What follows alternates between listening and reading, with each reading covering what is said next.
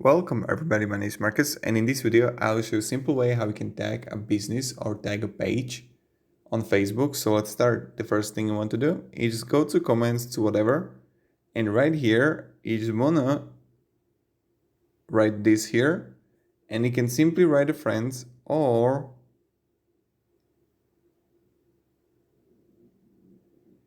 you can simply find a page like Pretty Ricky and you just post it. So again, you just want to write this when you're gonna write an email, right?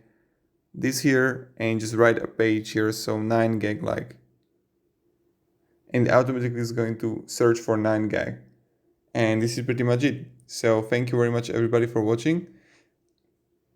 If you have any questions, guys, ask me down in the comments, and have a great day and goodbye. See ya.